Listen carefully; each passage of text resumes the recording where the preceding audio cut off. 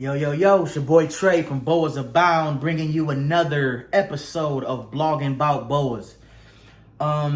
This episode is probably going to be about breeding. I've been taking a lot of, breeding clips of active breeding and courting behavior and stuff like that. A lot of times people might not know the difference between the two. So my breeding season technically started maybe 2-3 weeks ago or something like that when I started pairing up. And sometimes they get busy right away. Sometimes it takes a little while for the female to warm up to the male, and the other way around. Sometimes they just don't do anything. So typically what I do in that situation is I pair up for about 2 or 3 weeks. If I don't see any active courting, I separate to feed, put them back together again. Maybe they were in shed during that time or whatever, who knows. Put them back together again and see if they show any signs of potential breeding. If that doesn't work, I will put a fresh shed from a proven breeder male in to see if that will stimulate anything. And if that doesn't work, sometimes I'll actually put another male in that I didn't plan to breed, potentially that season, just to get the competitive juices flowing with the male that's in there. So a lot of tips of the trade and tricks of the trade I can share with you guys as far as boa breeding goes. But just wanted to put some more content out there for you guys and enjoy. So this pair here is really awesome.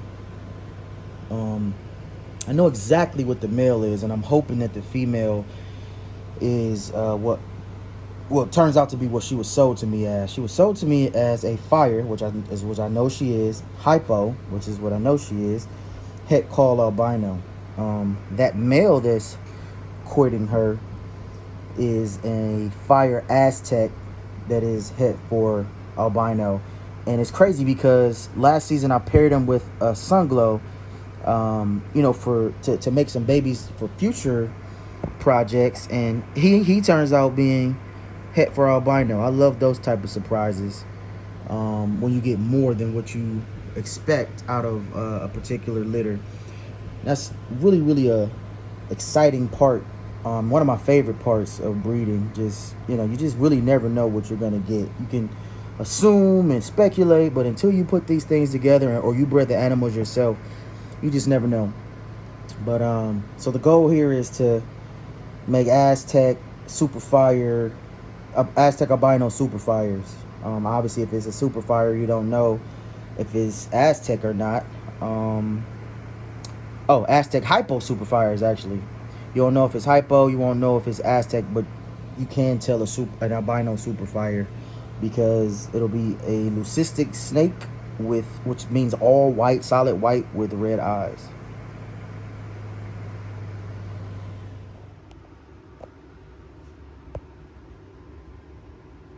So this pair is an Anery ROT het call albino proven female, and this little guy is a albino motley is het for Anery 1.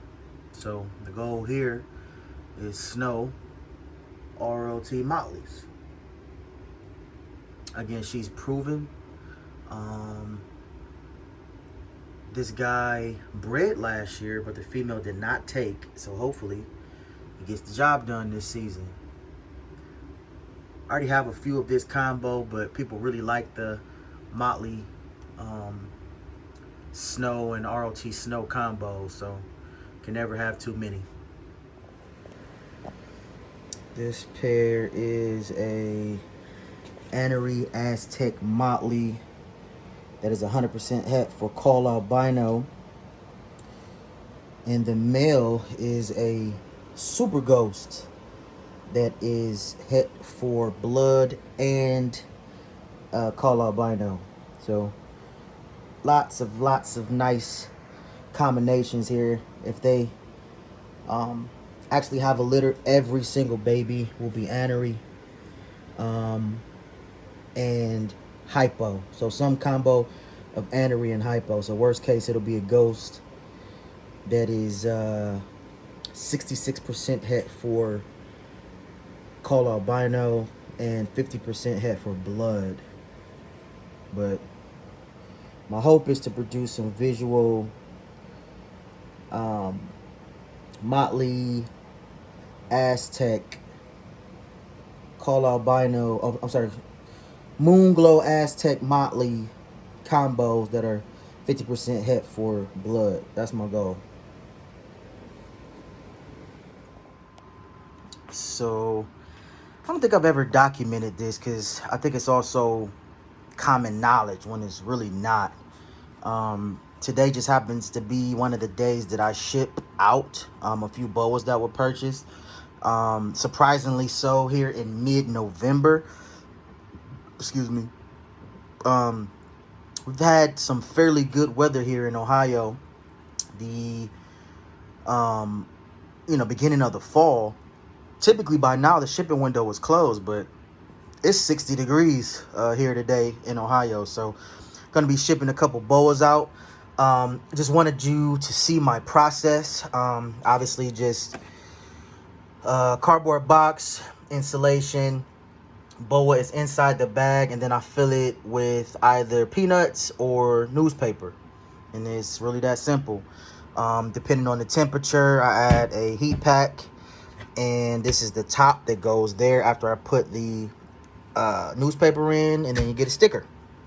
So that's pretty much it. So those are 2 babies, and that's 1 huge female that's going to be going out today to a lucky customer. All right, first off, don't mind the little bit of nasty enclosure here. I know you got some cleanly enclosure Nazis always commenting on stuff, but anyway, during breeding season you leave things just a bit more dirty and stinky than you would normally, mainly because those pheromones that are in the poop, that are in the urates, encourage breeding. Don't let it get too bad, but I'll probably, after I see him not actively courting her or seeing what I think is a lock later this evening or maybe even tomorrow, then I'll separate them and I'll clean this. But anyway, this big female here was sold to me as a call albino, but I think there's more going on. In my mind, she is either a het blood or het leopard, just because her head is so red and she has a very unusual pattern as well, and I'm used to seeing it when I see like het bloods and stuff like that, and her eyes are really red to just be an albino. This male here is a blood that is 100% het for albino, proven male for me a few times now. So interested to see what happens here. If I get some red dragons, my goodness, would I be happy. So this pair is like the quintessential size disparity when it comes to boa breeding. I mean, she is massive. She's all of, I don't know, 7.5, 8 feet. And he is the perfect size male. He's about, let's say 4.5 feet, something like that. Getting the job done.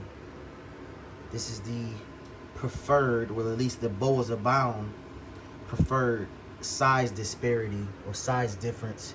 It's called sexual dimorphism when it comes to the males and the females of the boa species. Beautiful.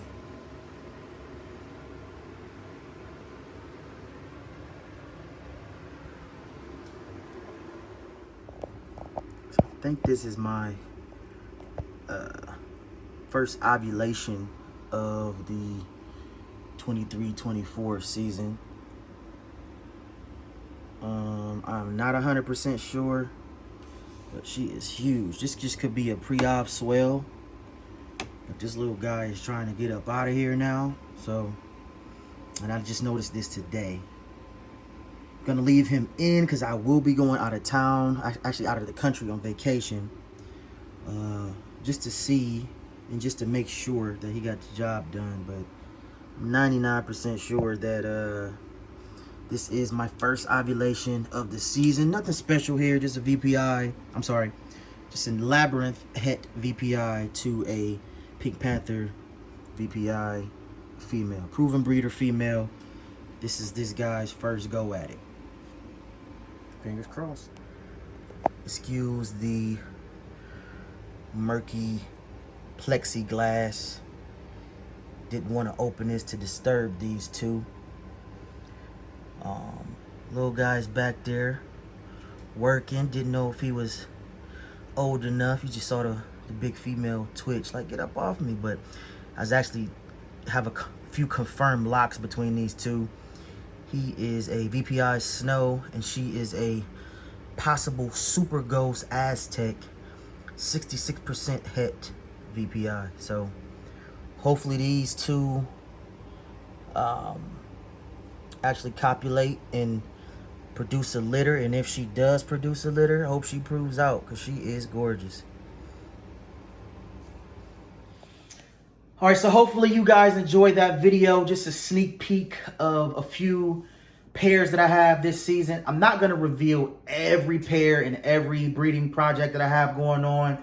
I'm not a superstitious person, but I mean, I guess it falls under that category. I just don't like to put everything out there just in case, you know, things go left. And they will go left. Believe me, bull breeding will break your heart. You know, sometimes a little bit of anonymity and secrecy adds to the excitement when I boom drop a litter on you guys that you had no idea that I was potentially planning to produce. So we'll see. I will be scattering a few more breeding videos or breeding clips here and there. The entire video topic might not be breeding, but you get a little bit more here and there just to give you guys some more tips. And you know, a lot of you guys reach out, and ask specific questions, and sometimes I'll allude to those questions, answer them in potential videos. So as usual, tons of sales going on, man. It's been a phenomenal month for me. That Morph Market sale on top of the sales that I already had going on. November was a killer month, or is a killer month for me, I should say.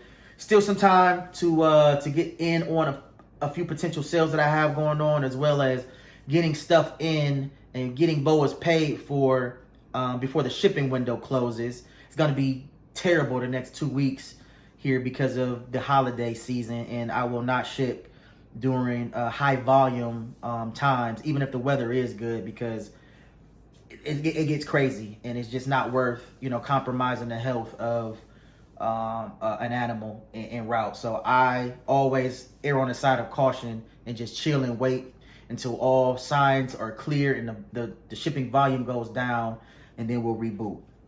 Again, said all that to say, still time left to get in on a few sales that I have going on. Also, payment plans are always an option and welcome, actually, because if you have a higher dollar animal and, you know, you didn't plan to breed it, or it's not old enough to breed, and you weren't going to get it until, you know, the top of next season anyway, then it really doesn't matter.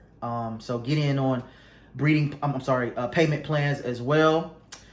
And at this point, I'm just rambling. So with that said, once again, I hope you guys enjoyed this video. I'm going to try to keep putting out content for you guys, keep it interesting. Reach out to me anytime you have questions about Boas or stuff that I don't have listed that you might want to purchase. Literally, I sold 5 Boas last week that I didn't even have posted, that I wasn't using in my program. Some were return customers who kind of know what I have in my program, and they just wanted to see if I would let some stuff go, and I decided to let it go because I wasn't using them. So blah blah blah. Yeah, I'm rambling once again, but as usual, it's Boas over everything, and until next time, peace.